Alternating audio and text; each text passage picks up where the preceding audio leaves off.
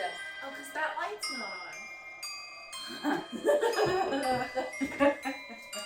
I was like, why is it so dark? I'm great at Oh, God. There it is. Here we are. So, it's been over 2 weeks since we've recorded. It really has. Right? Yeah. Yeah. And, like, I forgot how the microphone works. I don't remember to turn the light on. Yeah, we just kind of sat here for a couple of minutes. Just like, what do we do? Hi. Hey, you're back. Oh, God, I'm so glad. So refreshing. I've been so excited for podcast day. Of course. Same. And to see you, but also podcast day. Yeah. I love podcast days. No, I get really People are always like, wait, but you have to go to work on your day off? And I'm like, no, this isn't work. This is podcast day. This is my good, like, free space. Yes. Like, clear my head. I'm going to move this because I feel like We're so far from that. So far. It's probably a real good idea to move the microphone while you're recording. Yes. I think that's definitely a pro podcaster move. Mm-hmm. Hey, I'm Megan. Hey, I'm Kara, and we're professional podcasters. This is the Witches, Magic, Murder, and Mystery podcast. Yes, welcome aboard. Hello. Hello. Do we have anything that we need to say before we get started? I don't know. We'll do. Who are we? We'll do the Patreon shout outs to you guys at the end. And, and I have a little more to say about Patreon, but I think I'll wait till we do that at the end because I'm just so.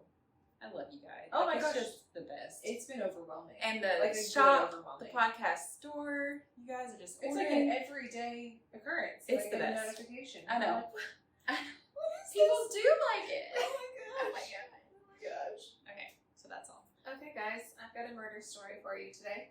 Murder. It's an older one. The guy's name is George Haigh, which is, I had to Google a million times because I just don't want to pronounce it that way. Haigh. Yeah, Haigh. But it's just Haigh. Hey. He was born on the 24th of July in 1909 in Stamford, Lincolnshire. Oh. Yeah. I'm all like, the alien? No. Not that Stanford. No. That would be great if it was, though. His parents were Alfred and Emily, and they were members of a religious cult known as the Plymouth Brethren. The Plymouth Brethren. They were only allowed to have Bible stories as entertainment, so he didn't grow up with any little friends or any fun things to do. They wouldn't have listened to this podcast. No. They were only allowed to have Bible stories as entertainment. Yep. Yeah. So his dad had a bluish mark on his forehead, which he said was the devil's mark. And he said he had been marked by this because he had sinned, and so he would constantly tell John not to sin or else you're going to end up with one. And the reason your mom doesn't have one is because she's an angel. And so John always saw women as like mothers, as like an angel figure, like not sinners, like. There's no way this could go bad. Yeah, no. I definitely foresee this being a healthy thing. Yes. Good Lord. Yeah. Can you imagine being so afraid to sin that you would end up with a blue mark on your forehead? Because it'd be like everyone will know. Everybody's gonna know I was a sinner. Oh my god. Okay. Yes. Yeah. So he found it like crazy that his mother had stayed like pure, like had never sinned. So he was just like, "Oh, women are amazing." That poor woman. This poor, I know. So he would stay awake at night, freaking out, thinking he had done something wrong, and that he was going to wake up with a blue mark on his forehead. So that just like caused him like horrible anxiety. I mean, of course he would. Any like random weird thought that pops in your head, be like, "Oh." Yeah, but then he started doing like all these small pranks and like little white lies just to see what would happen, like if it would be like a small mark, and nothing ever happened. And he's like, "Are you kidding me? Are you kidding me? I've been good all these years. Are you kidding me, Dad? Are you kidding me?" Every time his dad talks now, he's in his head. He's like, "You're so full. You're so full of this. I'm gonna go study my Bible." So for entertainment, yes, for fun, because that's all I can do. Okay, so when he was younger, he was super sensitive to others and animals especially, so he had several pets because he wasn't allowed to have friends. because, Bible stories. He wasn't allowed to have No, so he had a dog and several pet rabbits for substitutes as friends. Why would you have children if this is what you're Yeah, exactly. do? And sometimes he would feed the neighbors' dogs too, because he just felt empathy for them. I don't know if the dogs were actually hungry or if he just thought they needed more food. I don't know. So his dad had built a 10-foot fence around the garden to keep John in so the outside world wouldn't get to him. So that's all he had to do was play in a 10-foot fence. Oh my Yeah. God. So was the whole cult like this? Do we know? Yeah, I'm assuming so. Yeah, he said they were like purists and anti-clerical. But he said that later he claimed that he would suffer from recurring religious nightmares in his childhood. He claimed that he was being afflicted by dreams of gothic, nightmarish proportions where trees would turn into crucifixes, weeping blood. Yeah. Oh. Yeah, and so he would just was traumatized by these nightmares. Yeah. But he did play the piano really well. He was a great pianist. And he ended up getting a scholarship to Queen Elizabeth Grammar School in Wakefield. Yeah. People still say that his name is carved in a desk there, so people are like, "Ooh, let's go touch it." I want to see it. Yeah. He left school when he was 17, and he was an apprentice for a motor engineer. Okay. Yeah. Kind of weird to go from grammar school to engineering, but for motor, yeah. But it is what it is. Yeah. So in 1934, he stopped going to church and decided to marry a young woman that he barely knew named Beatrice. Oh my God! I bet his parents were so happy. They were like, "Whatever you want, Whatever you want, to be happy, baby." son." Mm-hmm. Yeah. She was 21, and people would describe her as a good time girl. Oh. Yeah. It said he impressed her with his manners and charm, and he asked for her hand, and she was like, "Oh, heck yeah. This guy's gotta have money if he acts like this." Mm-hmm. So, they were working their way up to the wedding. The guests at the hotel, when they were getting married at or whatever they were staying at, one said she had claimed to them, "Oh God, I wish I could be anyone else right now." She didn't want to get married. She was freaking out about it. But she ended up going through with it, even though he was questionable. And she was like, "I don't really know where he gets all this money from." Where does he get all his money? It's questionable. It's just questionable to me. It's questionable. So, obviously, both sets of their parents did not approve of these nuptials. I bet his parents were a little more upset. Yeah, I'm surprised they didn't write a blue mark on his forehead. Yeah, or on hers. She's a good time girl, and I know that is absolutely not their time. But listen, his parents let them live with them, probably to keep an eye on them. I guess, but God, that poor girl. Yeah. They only their marriage lasted for 4 months, and he ended up getting arrested in October and was in prison. While he was in prison, she gave birth to a baby. And she gave it up for adoption. He saw Beatrice once more to tell her that, "Oh, honey, we weren't really married. I was actually married to another woman, so our nuptials were fake," which he wasn't. So who knows why he made that up? I don't know, but she's lucky. Yep. Yeah. It's not. I mean, that's a lie. I don't know why he would say that. They were still married. I wonder. He just wanted out. I guess. But he was in prison, so. So he didn't want to work for anyone else. He was like, "I need to work for myself. I'm a big boy, and I can do this I'm on my own. I'm a grown-ass adult. Mm-hmm. I can do this on my own." So he started forging vehicle documents, because why not? And then he received 15 months in November of 1934 in prison for that. When he was released, he started a dry cleaning business with a partner. And it was super successful, actually. So he was working hard for his money. He was a businessman. You did it on purpose. I didn't even put that in there. It came to me. And then his partner was killed in a car crash and the business collapsed. So if that hadn't happened, would he have done it? Would we be doing a podcast episode about it? I don't know. Maybe because his nightmares. So I'm gonna move the microphone again. Because we're just trying to figure out our volume. It's like good. professional. Okay. Because we're podcasters. Okay, so partner died, business fell apart. Yeah, so then he moved to London in 1936, where he got a job as a chauffeur to the McSwan family, who they were wealthy owners of an amusement park. And then he had some side swindles and ended up in prison again. Side swindles. Side swindles, it says. He was released in August of 1940, but then back in prison again within a year. He did 21 more months for stealing. So he's a hot mess express and continued. So let's just have it be known that if you raise your child with the idea that they cannot sin, they have to be absolutely perfect all the time. Yeah. And only kept him in a 10-foot fence. Yeah. And pets as friends. It's and not Bible good. stories. It No, never nothing. turns out well. Nothing is healthy about that at all, okay? This kid can't stay out of jail. No. Okay, so while he was in prison, he was dreaming of the perfect murder. Because what else would you do after you've been in prison for so many times? He thought, I'm gonna see if I can dissolve some bodies with acid.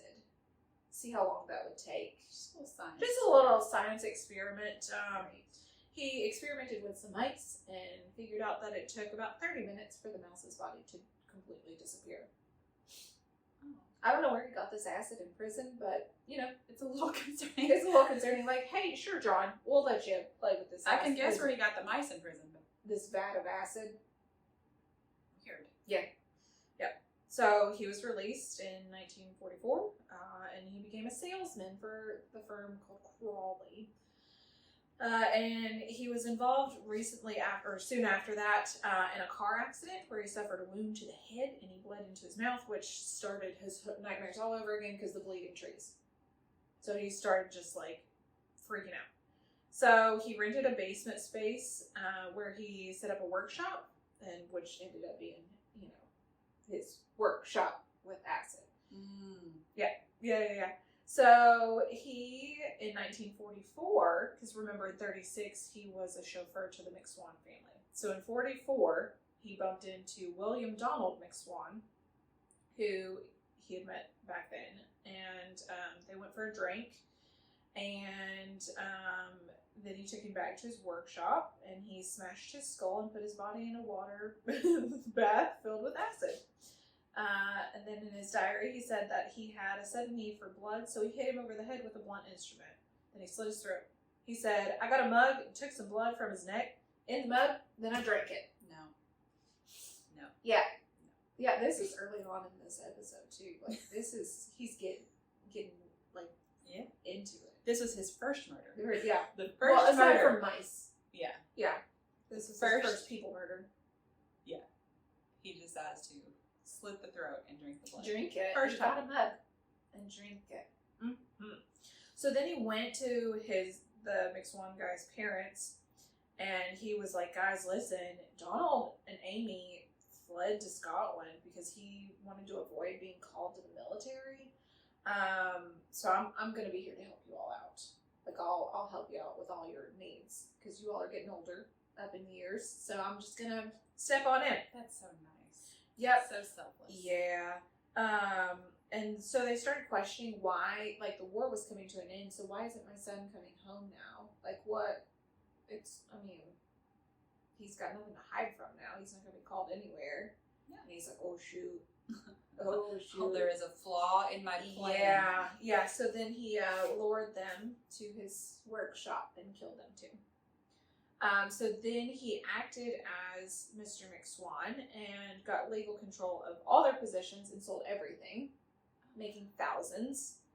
And then he stole all of his pension checks, sold all of their properties, moved into the Onslow Court Hotel in Kensington. And in the summer of 1947, he became a gambler, was running low on funds, found another couple to kill.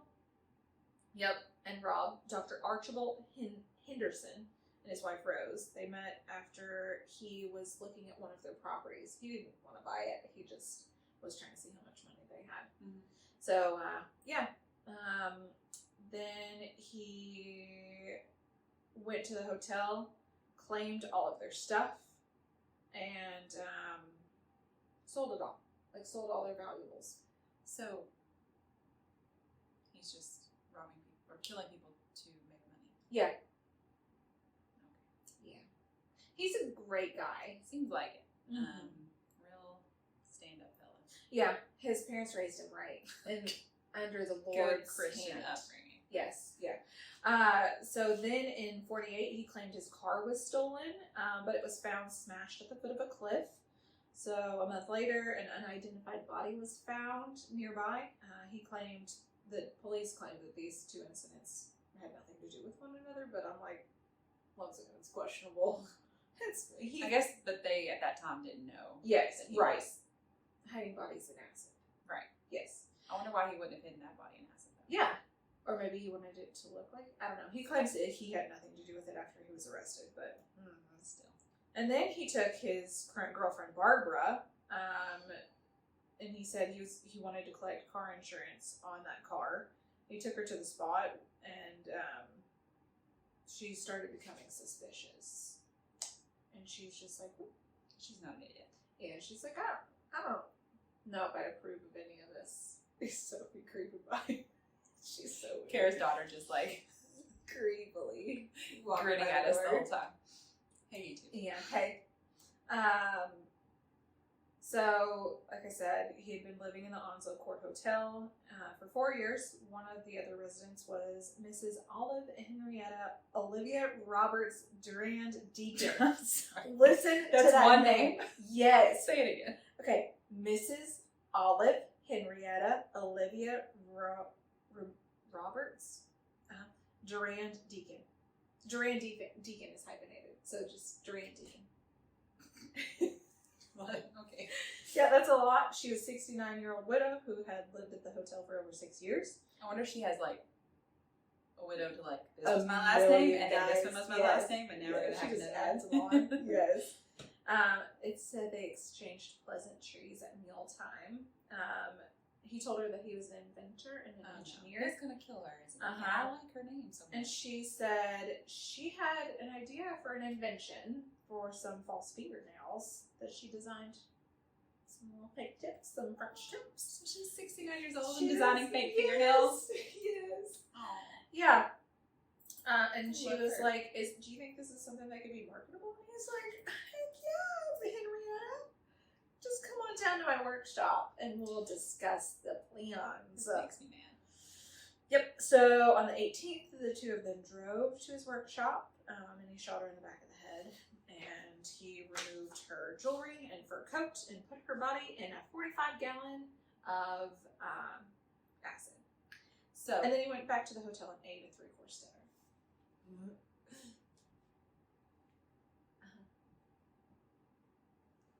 She said, I was never here. She's a disaster. that she wants to make sure I see her. Yeah. say it. God. I love her. I guess I lost my train of thought. Fur coat. Is he using And he ate a like 3-course meal. the same vat of acid? No. For everybody. No, Okay. I don't think so. Because doesn't that sound so gross? I It's just like I just took a drink. I took a drink earlier when you said something about how he had blood going down his throat. And I was like, well, I'm done. I don't think. Okay, well, that's probably not what he did, though. It was definitely new acid every time. Every time. For sure. Because he has standards. Right, He he wouldn't- wants to keep it clean. He wouldn't do something. He wouldn't. No. So the next day, hotel guests were like, "Where is Mrs. Durand Deacon? She's usually here for like every meal." And he was like, "Hey, I was supposed to meet her, but she's not here. Where do y'all know where she's at? Like, I can't find her anywhere." And I'm like, "You little shit." So by Sunday, people said it was obvious that something was wrong, and he approached one lady who was super concerned the day before, and he was like, "Hey, have you heard anything?" And she was like, "No, I haven't heard anything." She's like, "I'm gonna go call the police." So he was like, "Let me help you. I'm gonna accompany you. I'm gonna drive you to the police department." And then the police woman, a sergeant, was super suspicious when he showed up with them. Like, he was just acting real weird, and she's like, I don't like this at all. So he just went because he kind of wanted to Yes. know what Yeah. was being Yeah. said. Yeah. Because I was like, why would he even put himself in that position? Yes. So on Monday, Scotland Yard's record office was contacted and his criminal record came up. He had driven to Crawley that morning and emptied the sludge from the tank onto the ground outside the workshop. I'm sorry, but that makes it sound like he did reuse it. Yeah, it kind of does. Just It kind of does. dissolved one. And Yeah. another. Oh my god. Yeah. So then. Oh, the sludge. Yep. Yeah. And then he went and had her jewelry valued after he dumped her out. When he went back to the hotel, the police were waiting for him, and he gave him a statement reiterating that, she missed their appointment. He didn't know where she was. He's just like out looking for her. Megan's face. I guess. Wow. Okay. So that was Monday. So then Thursday, he saw the police again at Onslow Court Hotel for another statement, and it was pretty much the same, but he added a few other details. And then Saturday, the police visited the workshop. The door to the workshop was forced, and detectives noted a rubber apron, gas mask, and empty cartwheels. They also found a recently fired .38 revolver and a dry cleaning receipt for a black Persian lamb coat. On Monday the 28th, Detective Inspector Albert Webb was waiting at Onslow Court when Haigh returned, and he took him back to the police station to assist them with their inquiries. Later that night, he confessed to him, saying, "I've destroyed her with acid. You'll find the sludge that remains at Leopold Road. Every trace is gone. How can you prove murder if there's no body?" Because you just confessed to it. Yeah. What are you Yeah, he went on to I add... killed her and you'll never prove it. Yeah, and then he went on to add, like, the other people that he murdered, the McSwans, the Hendersons, and he was like, I had them killed, and I also drank their blood. And they're like, huh? What? Huh? Why? He's just like, I don't want that mark on my forehead, so I'm going to just go ahead. Confess I'm gonna go everything. ahead and I was thinking that. I was like, he probably, like, pathologically has to get it. Yeah, like, I gotta tell him. Why on earth would he do that? Yeah. And while being questioned by the inspector, he said, "Tell me frankly, what are the chances of anybody being released from Broadmoor?" And the inspector was like, "Dude, I can't discuss this with you." And so he was like, "Well, if I told you the truth, would you even believe me? It sounds too fantastic to believe." And then he confessed that he had not only killed Durian Deacon, the McSwans, the Hendersons, but also 3 other people. A young man named Max, a girl from Eastbourne, and a woman from Hammersmith. The 3 others might have been part of his attempt to convince the police he was insane. Is Broadmoor like the mental hospital or something? I don't know. I think it is. I feel like that's right. Yeah. So on Tuesday, the pathologist examined his workshop, found bloodstains on the wall and a hat pin at the bottom of a 45-gallon drum. After Dr. Simpson had noticed a gallstone in the sludge in the yard, all the residue was collected and taken to the police laboratory. Technicians had to wear rubber gloves and cover their arms in Vaseline to protect themselves from the acid, and then they found the following items. No, just give me a second. Okay. I'm just going to take a drink before I do this because I can't drink after it. I'm just going to take a breath. Megan's hands are getting sweaty, guys. Her hands are clammy. I just can't stand the idea of, like, mushy things. Mushy things. And now we're talking about, like, Gallstones. dead bodies. Gallstones floating in a vat of acid. I'm surprised the acid wouldn't either way. No. I guess not, because that's the whole... Yeah. Okay, you ready? You ready? It's a list of 7 things. Okay. 1, 28 pounds of human body fat. They had to weigh 28 pounds of human body fat. 3, faceted gallstones. 3 of them. Part of a left foot, not quite eroded. Please go watch the YouTube so you can see Megan's reaction. I just can't believe he just kept using the same acid over and over. 18 fragments of human bone. You ready? Upper and lower dentures intact. Those once identified by Mrs. Durian Deacon's dentist. the handle of a red plastic bag, Oh, come on. and a lipstick container. So ate away at the lipstick, but not the container. Did he not at least undress them before he? Purse and all. Like, emptied the purse, but chucked it in there with her. Dentures. What are those made of that they didn't dissolve? I don't know. Porcelain? Was it I don't porcelain? know. No idea. Does porcelain dissolve? Google. I don't want to ask the device because she'll report. Yeah, they'll all start talking, and then the police will show up. So, yeah. So, why are you asking about what if dentures will dissolve? So even with all these findings, even with the dentist being like, yeah, those are hers, he was like, no, I'm innocent. They can't find me guilty. There's no bodies. But you confessed. Uh-huh. I don't understand what you thought would happen here. Yeah. Yeah. On April 1st, 1949, they opened the case for prosecution. And Haigh was in a very confident mood, and he was just like not sure that they could get him on anything. Yeah, it said that he was just like chatting up all the people in the Her courtroom. dentist identified those dentures. Yeah. So they were like, well, he can't really like recognize human feelings or emotions. So he's like super dysfunctional. So maybe he is insane. I mean, he did dissolve multiple bodies in a vat of acid and drink their blood. Yeah, I mean, it's questionable. It seems like there's something not right. Right, yeah. During the court proceedings, they called 33 witnesses to prove premeditation of murder for gain. And he took them to his workshop. So clearly there's premeditation. Yeah. Like, there's no other reason to take them there. Yeah. They just were like trying to lay out like all his movements, and they were just like this. He had responsibility for these. Like, he wanted their money. Mm-hmm. He like clearly went after people with, fortunes. Mm-hmm. Most of the psychologists agreed that he suffered from some form of mental health issues, but he wasn't insane, and he was perfectly aware of his murderous actions. And they said that it was all planned out.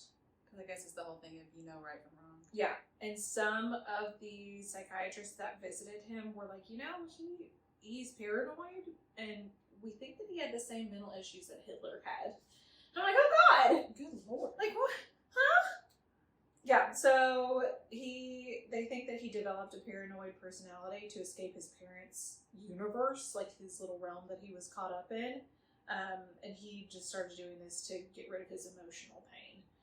So he put people in acid to get rid of feel his better. Yeah, because that's what you do. It's You just don't like go process. for a It's run like therapy, really. really like become an alcoholic. I mean, what?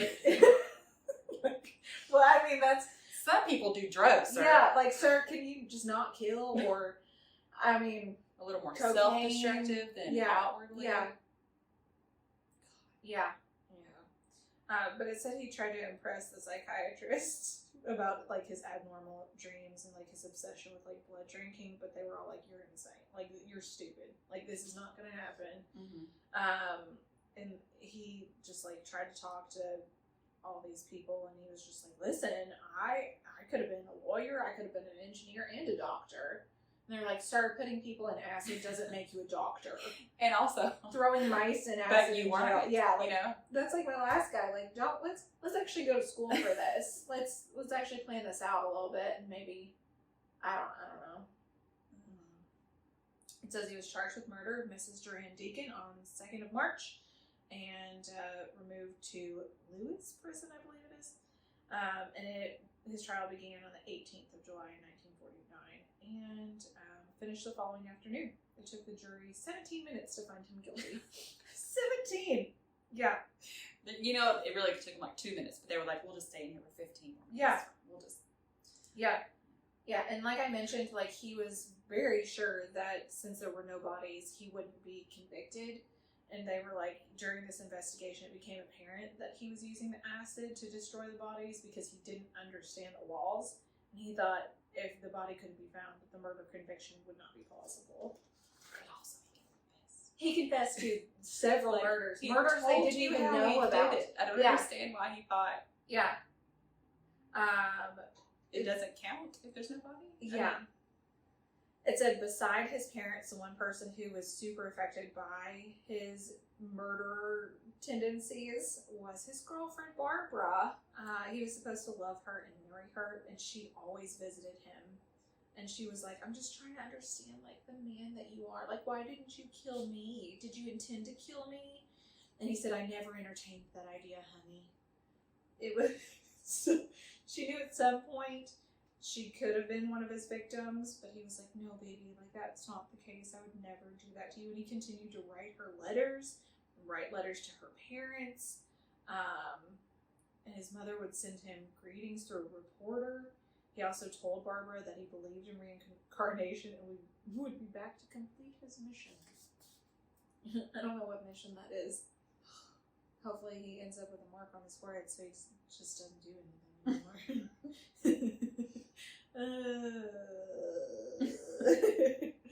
He was hanged on August 10th, 1949 for his murders. He had agreed... Oh, this is a part that I was like, oh, Megan's gonna like this because you just went to that museum. He had agreed to model for a death mask being made by Madame Tussauds waxwork. He left his clothes to the same with the stipulation that his waxwork was always kept spotless, with trousers neatly creased, shirts cuffed, shirt cuffs showing, and his hair parted. He remains in the public eye in a special exhibition at the museum in London, where a collection of grisly relics are open to the public view from New Scotland's Yard's infamous Black Museum. The gloves and apron he used to protect himself from burns from the acid are on show, together with the gallstones, dentures, and a revolver. No. Yeah. That's too much. Yeah. Yeah. Oh, God. Can you imagine looking at those dentures and knowing why they're there and how they got And the there? gallstones. Poor thing. Didn't even know she had gallstones. You know people who keep their gallstones or whatever, their kidney stones, and they're like, I got it in this I bottle. got that shaking it around. It's like clink, clink, clink.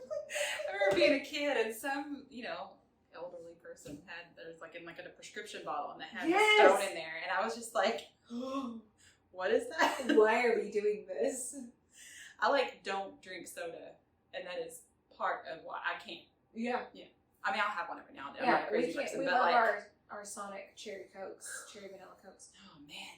Yes. Well, that was horrible. That is so bad. Don't play with acid, guys. Oh man. Ew. I wonder the child that was put up for adoption. I assume it was his. Yeah. Which leads me to questions about whatever became of that child. Yep. The nature versus I wonder nurture. if we can get on Ancestry.com and look him up and see if Or there's if they even know that connections. he was their dad. Yeah. I don't want to actually. No. No. Okay. We'll leave that to y'all. Somebody else look it up and only let us know if it's not deeply upsetting. Okay, great. Yeah.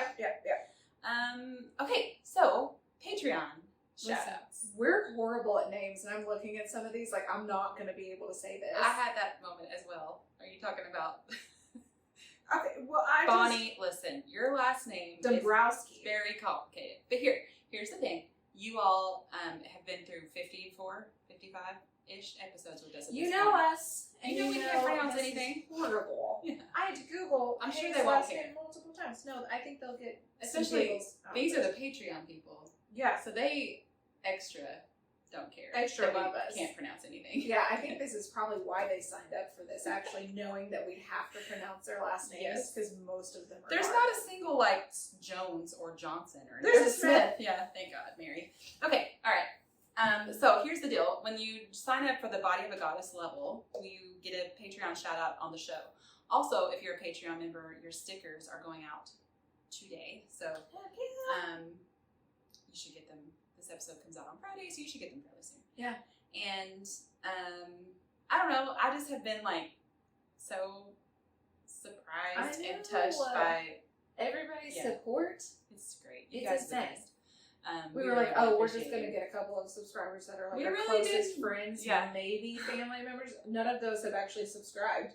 We have just all I strangers. have like and two close friends who Yeah. are like, which is fine. If you are Yeah. one of my close, I don't care if you haven't. It's fine. Yeah. But No, but like the support we've gotten from Yeah. complete strangers who we feel so close to. Yeah. Because they love us so much. I And do, you all are it's so funny. active in the Facebook group too. that's what I was gonna say. So many of these names, Yes, like I yeah. feel like I know you because Yeah. you know you comment a lot and we talk in the Facebook group and it's just great. Which, by the way, if you're looking for the Facebook group, you can find and the Patreon and Yes. our store, all of that. If you go to Instagram, it's in the link tree of our Instagram. Yes. So just go to the link in our bio and it'll have everything there. All the sites. And that's where you can also find our YouTube channel and everything else. Willow. Another child just Running. Okay, Go to so- work with Mom Day. Here's our Patreon shout-outs. Do you want to do like one? Sure. Go ahead. Caroline Pierce. Oh, so you gave me Bonnie. Yeah. Bonnie Dombrowski. Mike Uh-huh. Wazowski. Mike was that? Charlotte Collins. Aaron Reese. Kristen Powell and Andrews. Christina Moore. Lauren Nelson. I feel like Aaron- we're on KET. We are.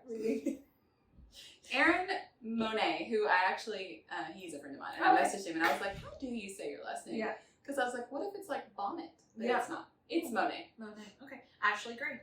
Brittany Hatton. Emily Wallach. Yeah. Or Blaylock. Becca Valero. Melissa Huddleston. Stephanie Mossop. Quinn Hennessy. Susan Dahlem. Samantha Pfeiffer. Caitlin Krangle. Suze. Randall. Mary Smith. Jolyn. Cripps. Okay. Paylak or Katie.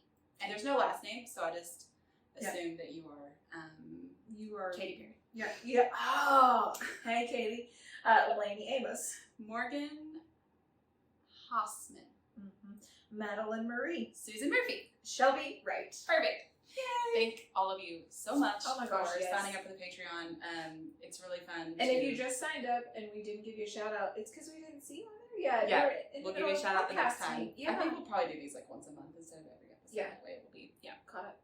But How fun. yeah, thank you all. I hope you guys are enjoying the extra content that's on the Patreon. If you haven't signed up yet and you'd like to, there's bonus content that's already there. You get access to everything we've posted since the beginning of July, plus Yes. everything we post moving forward. Yeah. So, So all right. fun. Thank you guys for listening. Yeah, thanks. All right. Goodbye. Goodbye. Man, names are hard. Dave? What's his name? Hi. John Haigh. John Haigh. Hey, John Haigh.